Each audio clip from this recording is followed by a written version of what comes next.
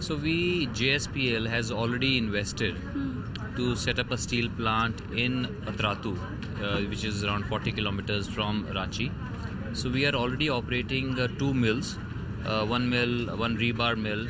This is the land of Jindal Panther. This is where we produce Jindal Panther brand rebars, and we produce 1 million tons of rebars and 0.6 million tons of wire rod. So we want to make this a fully integrated steel plant.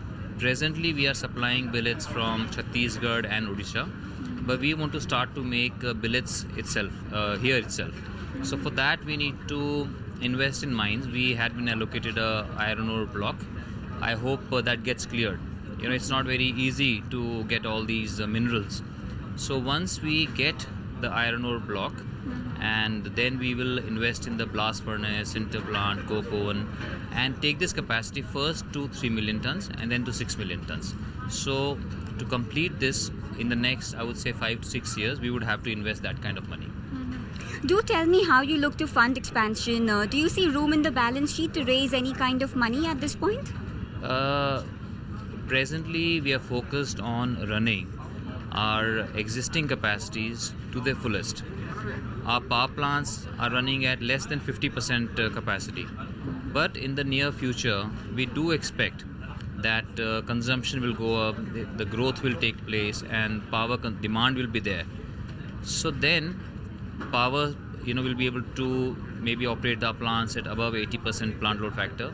Similarly, steel also. Steel plants, we are already operating at above 90% plant load factor. And in the next few months, we are going to be completing our Angul plant.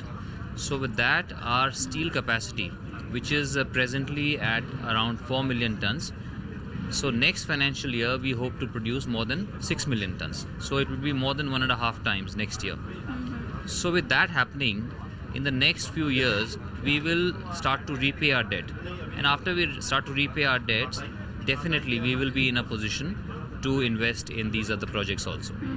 I do understand, that the past couple of years have been particularly difficult, especially for the kind of industry you work in, steel, power, etc. Given the global weak backdrop, there have been weak macroeconomic cues, but despite all of these, what would you attribute the main problem to be? If you were to put a pulse on the problem, what would you think is the problem as far as not being able to function to optimum capacity is concerned? Look, in our case, it was simply the cancellation of all the coal blocks.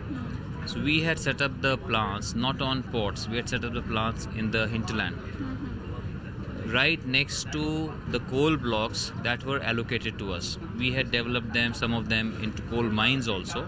After investing thousands of crores, we had started those mines, and our whole model was based on those coal blocks, those coal mines.